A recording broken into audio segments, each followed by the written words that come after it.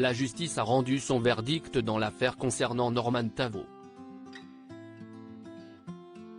Le célèbre youtubeur français avait été placé en garde à vue le 5 décembre 2022 dans le cadre d'une enquête préliminaire portant sur des allégations de viol et de corruption de mineurs.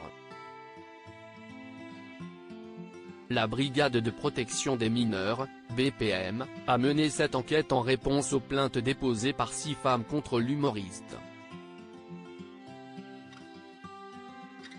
5 des plaignantes accusaient Norman Tavo de viol, tandis que 2 d'entre elles étaient mineures au moment des faits présumés.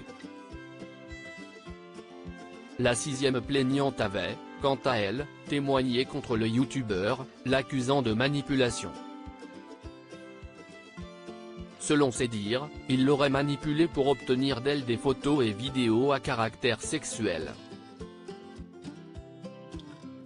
Retour sur les faits. Pour rappel, le célèbre youtubeur a été entendu par la police et confronté à l'une de ses présumées victimes, Maggie Desmarais, qui a été la première à porter de lourdes accusations contre lui.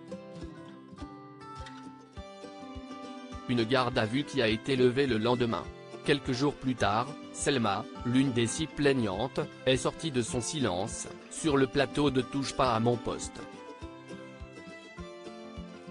Au début on parle normalement et il me dit tu viens d'où?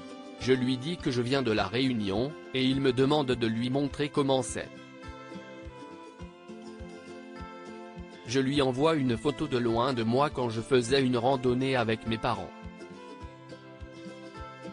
Et direct, sa réaction a été 95% de paysage, 5% de toi, tu peux mieux faire, confiait-elle à l'époque.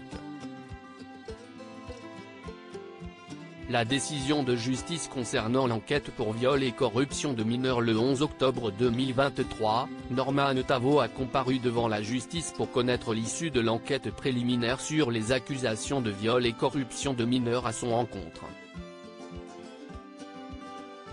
Selon BFM TV, le parquet de Paris a décidé de classer cette enquête sans suite. Les infractions étaient insuffisamment caractérisées. Malgré cette décision de justice, les avocats des plaignantes ont exprimé leur désaccord. Nous prenons acte du classement sans suite, nous continuons de considérer que les éléments constitutifs des infractions reprochées à Norman Tavo sont caractérisés.